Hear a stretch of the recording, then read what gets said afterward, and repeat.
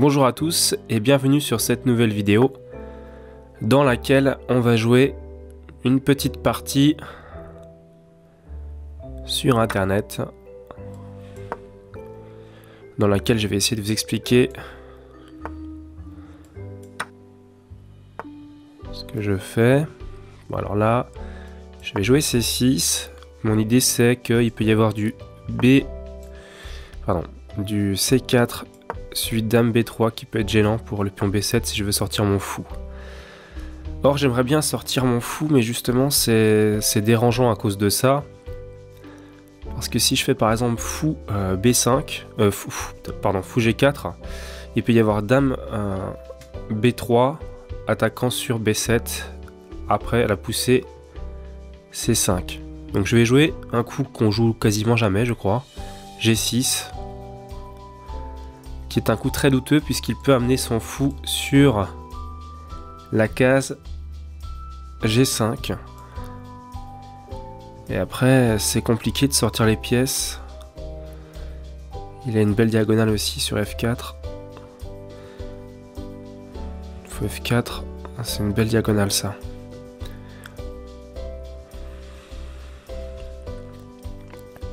Donc l'idée en fait c'est de voir ce qu'il va jouer et par rapport à son jeu m'adapter avec un plan en conséquence. Donc là on va dire que je reste un petit peu dans l'attente de voir ce qu'il va jouer. Donc il joue B3, donc il protège ce pion. Je joue en fou, donc on voit que le fou en fianchetto sur G7 a déjà une diagonale intéressante.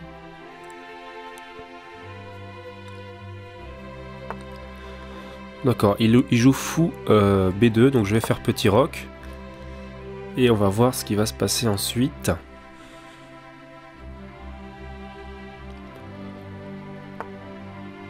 Bon, alors ça c'est pas très bon, je peux développer ma pièce en gagnant un temps, donc je le fais. Hop là. Et si je joue cavalier E4, c'est pas très fort parce que j'ai cavalier éventuellement sur D7 et éventuellement sur F6 pour faire encore pression et c'est une possibilité.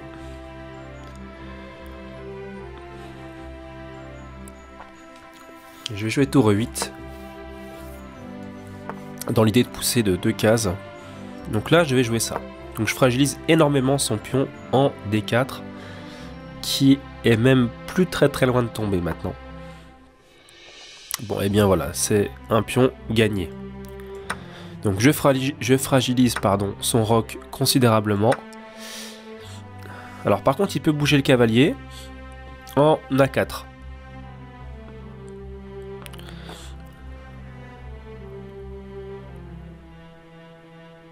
Et la suite n'est pas claire.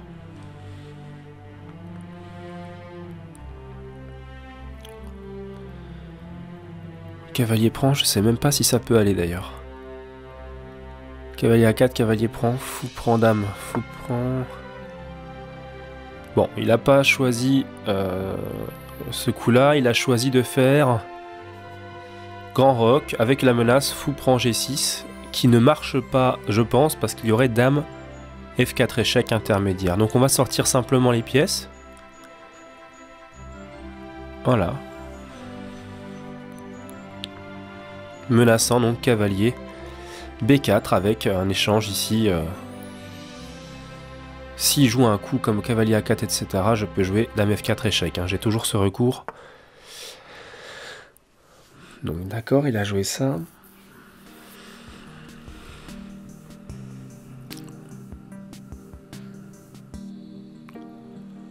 Alors, qu'est-ce que je vais pouvoir jouer? Est-ce que cavalier C5 est un coup intéressant? Oui ou non?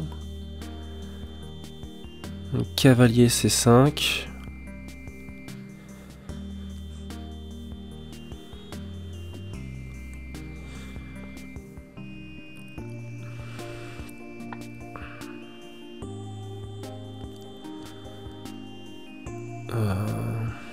On sent qu'il y a de l'attaque pour moi, mais j'arrive pas encore à trouver le coup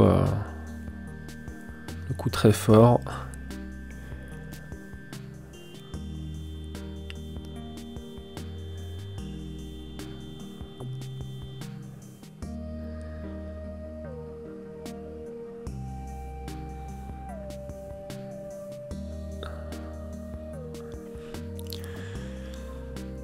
D'accord, cavalier C5 a l'air fort quand même, hein. Vraiment, parce que déjà avec cavalier C5, je vais pouvoir pousser le pion de 2 cases sur A pour essayer d'ouvrir et d'avoir une colonne ouverte d'attaque sur le roc. Sur cavalier C5, je crains pas cavalier A4, il y a dame F4 échec, intermédiaire. Donc je pense que je vais opter pour ce coup. On va voir si je me suis trompé ou pas, mais... Donc si on regarde un petit peu objectivement la position, il a la paire de fous que je n'ai pas. Donc tout échange de fous serait, on va dire, intéressant pour ma part. Donc là-dessus, je joue dame F4 échec, comme c'était prévu. Très bien. Et là, je vais jouer A5. Donc avec l'idée de peut-être pousser encore le pion. L'idée, c'est d'avoir un cavalier qui vienne sur B3, par exemple. Donc on peut jouer A4, cavalier B3. Sur A4, s'il prend, il va ouvrir les lignes. Et ça, c'est pas bon pour lui. S'il prend, il y a cavalier prend, cavalier prend, cavalier prend.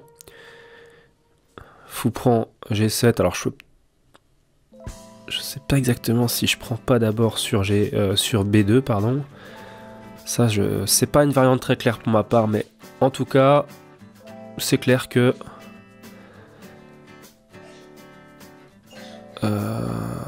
alors là, bon, j'ai un avant-poste cette fois-ci, mais j'ai deux possibilités. J'ai la possibilité de faire cavalier A6 suivi de cavalier B4, et là j'ai un avant-poste terrible, donc ça serait déjà pas mal. Ou j'ai la possibilité même de faire cavalier E6 pour jouer cavalier D4 et avoir une belle case ici. Alors qu'est-ce qui est le plus intéressant? Je pense que cavalier A6, cavalier B4 est pas mal. C'est un peu long malgré tout et les colonnes sont déjà ouvertes. Donc est-ce que c'est vraiment le moment pour faire ce genre de coup?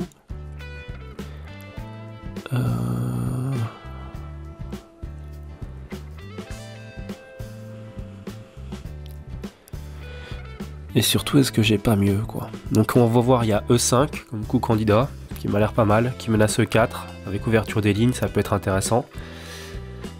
Et surtout, bon, si le fou retrouve de l'activité, il menace pas de s'échanger immédiatement contre mon fou. Donc voilà, ça c'est pas mal. Donc je pense à E5. Je pense à ramener une tour, peut-être ici sur B8, avec une idée de sacrifice, mais je ne suis pas convaincu en fait, pour tout vous dire. Le truc c'est que ma tour a une activité quoi ici, donc et le truc c'est que si je joue cette tour là ici, c'est dommage parce que cette tour là justement son idée c'est de garder un œil sur la colonne A si jamais un jour elle vient à s'ouvrir. Donc E5 me paraît intéressant. Après E5, le problème que je vois c'est qu'il a la case D6. Une case de pénétration intéressante et il pourrait par exemple venir faire cavalier E4 pour essayer de venir sur D6. Et ça c'est pas bon pour moi. Donc le pion E je vais pas y toucher, donc mon plan de pousser E5 E4 n'est pas, comment dire, ne correspond pas à la position. Du coup le plan le plus intéressant c'est de jouer tour B8 vu que cette tour là n'a aucune activité aucun avenir sur cette colonne vu que de toute façon E5 est imprécis, donc autant jouer tour B8 avec les menaces que l'on connaît qui sont par exemple cavalier prend suivi de B5, ouverture des lignes avec le fou G7 qui va taper sur le fou en B2 qui sera certainement cloué vu que le roi est derrière et la tour est devant. Donc il y a des motifs d'attaque de ce type là qui peuvent arriver.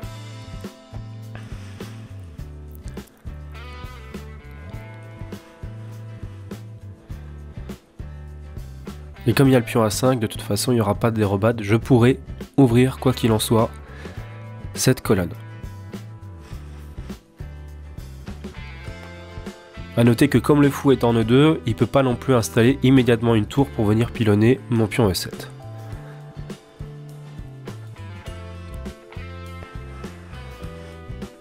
De même, comme le fou est en E2, il ne peut pas jouer cavalier E2 par exemple pour échanger les fous et retirer une bonne partie de mon attaque. Par conséquent, il semblerait qu'ici tour B8 soit vraiment un coup précis qui permette d'avoir des bonnes possibilités. Donc la menace c'est par exemple cavalier prend A4 suivi de B5 avec une question très forte qui lui est posée étant donné que là il va devoir jouer avec des clouages.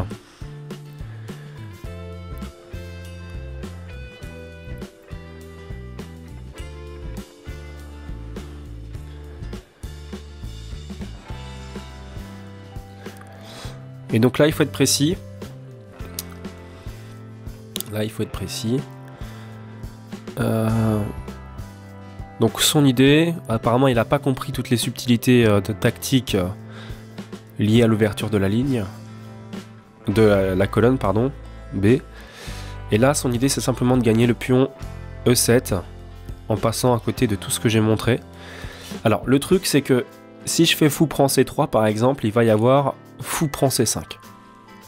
Continuant de menacer ma pièce et là c'est moi qui ai des soucis.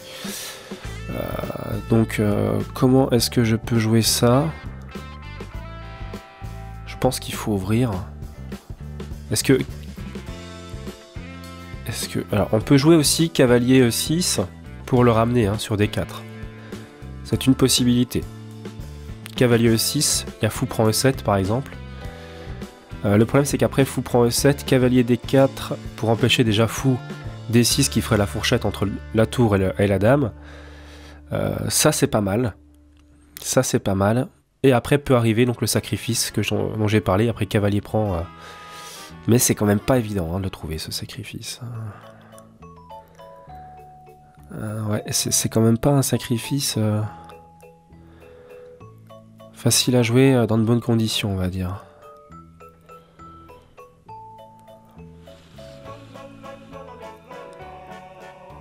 Ou sinon je peux jouer un autre coup, je peux jouer cavalier D7.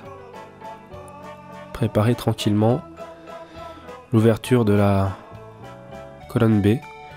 Ce qui m'a pas l'air trop mal. Ce qui protège donc si je n'ai pas raté quelque chose.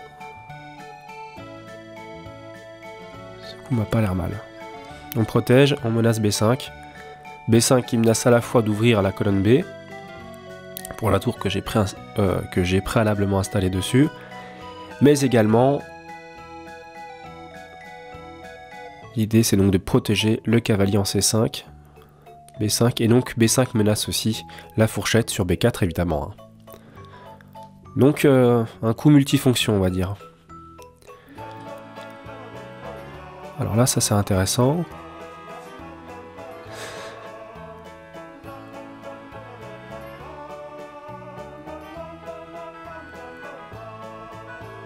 Ça c'est intéressant. Alors est-ce que j'ai vraiment le coup qui tue ou pas?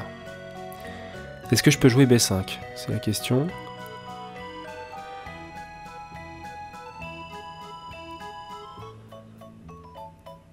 Je pense que B5 c'est intéressant. On va jouer B5. On va prendre un gros risque. On va jouer B5.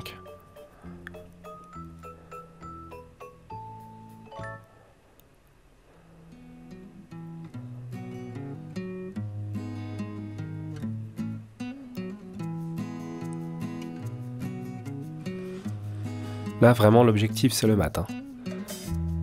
Si on ne parvient pas à mater, de toute façon, on aura un retard matériel important. Est-ce que vraiment l'attaque est très forte? Je pense que le fait qu'on puisse prendre en A4, ensuite en B3, c'est quand même déjà bien. On a la diagonale ici, donc il y a des choses qui vont s'ouvrir et le roi n'aura pas de retrait sur A2. C'est ça l'idée, en fait. Après, il faut finir, mais je pense que c'est possible. Donc on va prendre.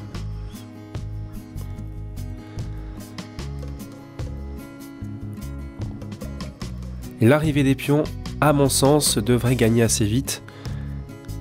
Je pense qu'ici, ça devrait être gagnant. Hein.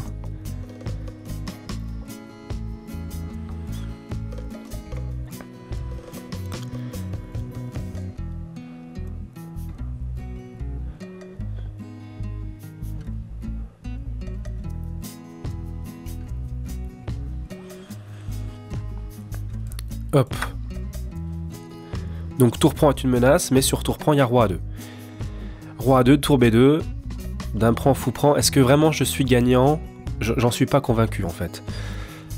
Alors que là, je peux avoir pion prend B3, la dame doit partir, et là je peux pousser derrière sur A quoi. Alors là, on va prendre, on ouvre. Et j'ai une petite subtilité.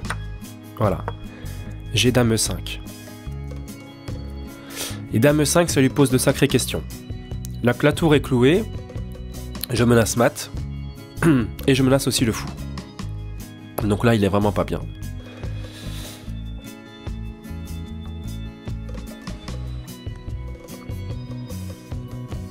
Donc il doit jouer dame A2 probablement. Je vois pas d'autres coups. Dame... peut-être il peut peut-être jouer dame... Ah non, non, il peut pas jouer ça, c'est pas possible. Donc dame, alors je vois dame A2. Est-ce qu'il y a d'autres coups? Roi C1. Roi C1, c'est douteux d'ailleurs.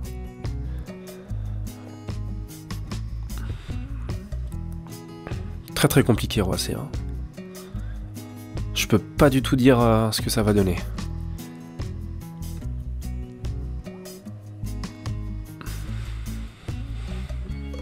On va jouer comme ça. Donc j'ai récupéré la pièce et j'ai maintenant 2 pions d'avance.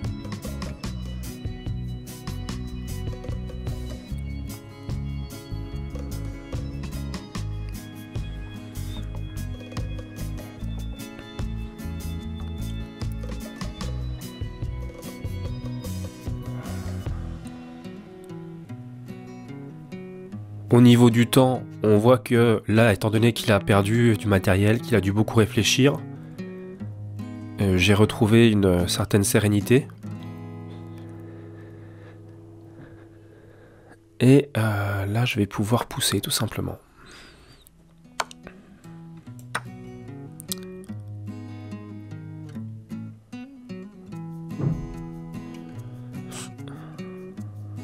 Donc il peut prendre, mais c'est extrêmement risqué. C'est extrêmement risqué puisque je vais prendre ici, menace beaucoup de choses. Je pense même qu'il y a des maths qui arrivent là. Très rapidement. Je pourrais toujours couvrir de toute façon sur la 8ème avec mon fou. Il ne pourra jamais jouer un coup comme fou H6 vu que son fou est de case blanche. Donc là je suis serein par rapport à la 8ème et j'ai pas de problème. Et là-dessus, je peux prendre ici intermédiaire.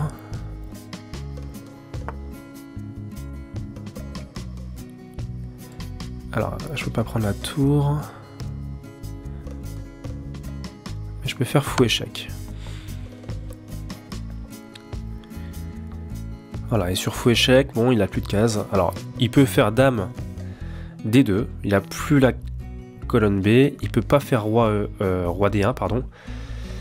Donc dame D2. Je peux prendre tranquillement sur échec. Derrière, je récupère ici. Voilà. Je me suis même demandé si je pouvais pas faire ça. Et je peux, et donc c'est mat. Très rapidement.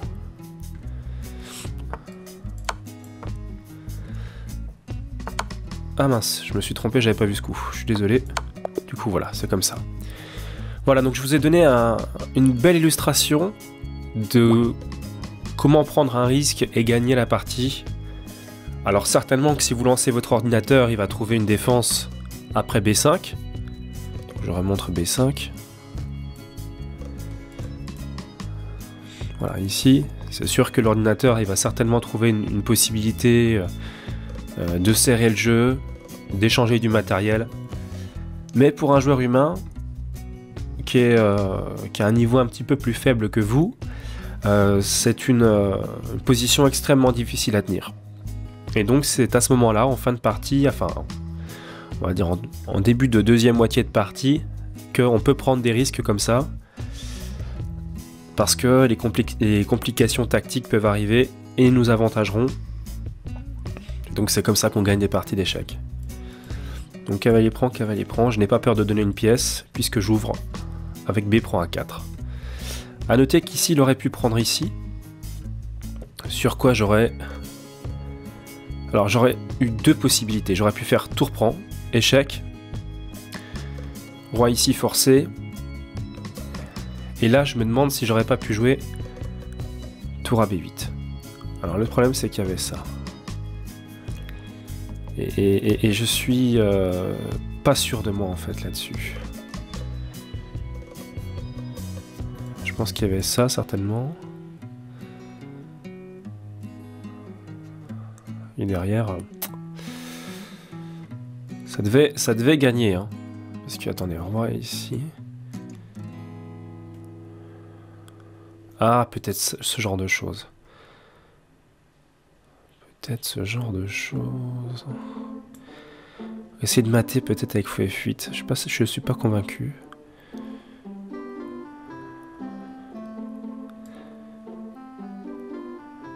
Ouais, fou F8 ou... Sur tour prend alors, admettons.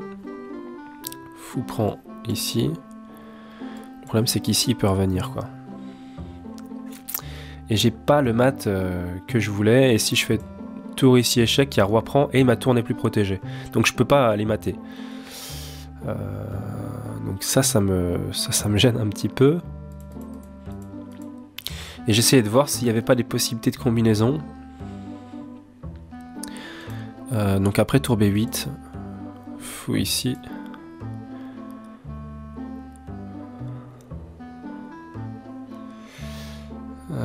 Je pensais à des choses comme ça en fait. Mais bon, je suis moyennement convaincu parce qu'il y a ça. Bon, ça gagne quand même, je pense, mais... Donc il peut pas prendre, hein, il est obligé de jouer...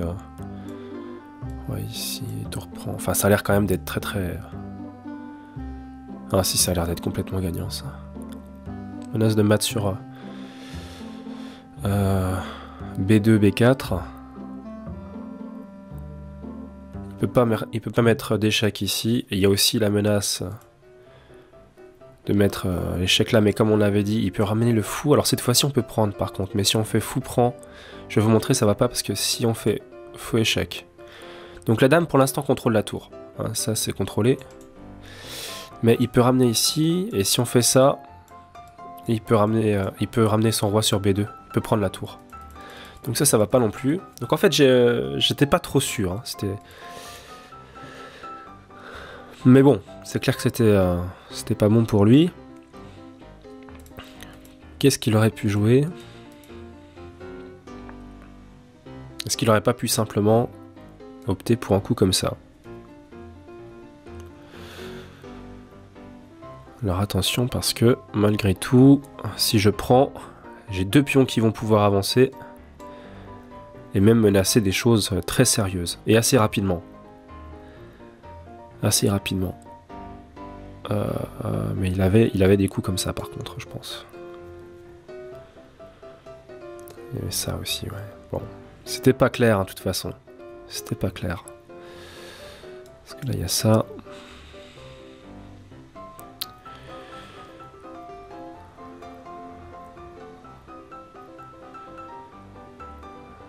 Je me demande même si je peux pas pousser, là, tout simplement.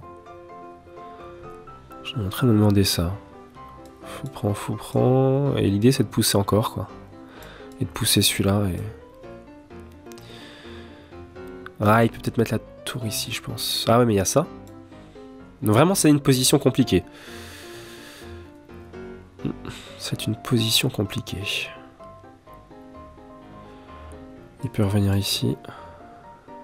On va dire qu'au lieu de venir sur... il peut venir ici tout de suite, en fait. On pousse ici. Et peut-être qu'il va devoir céder une tour en fait. Ce qui lui donnerait quand même un avantage. Non, ça sera encore, je pense, très avantageux pour lui. Quelque chose comme ça peut-être.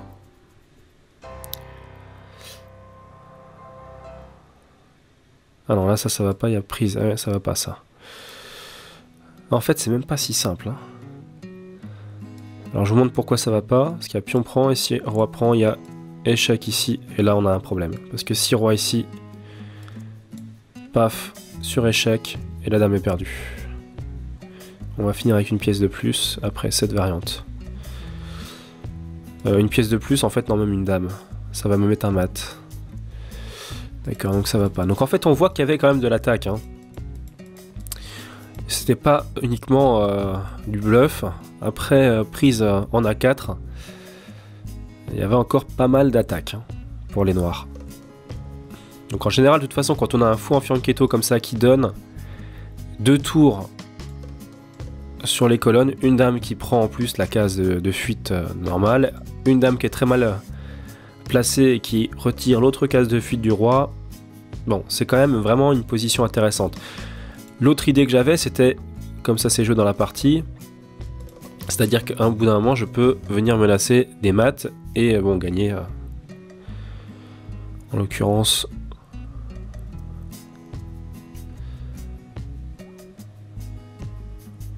gagner la pièce, récupérer la pièce. Ouais. Bon, en tout cas, c'était une belle partie. Voilà, donc j'espère en tout cas que ça vous a plu. N'hésitez pas à laisser un petit pouce vers le haut si la partie vous a plu. N'hésitez pas non plus à me laisser un commentaire, ça me fera vraiment plaisir. Je vous annonce que les lives échecs, c'est-à-dire vraiment des lives de parties, hein, vont reprendre samedi. Donc ce samedi. Alors restez, restez aux aguets. Je peux pas vous donner une heure exacte. Je pense que ça devrait commencer dès le matin pour une journée de live.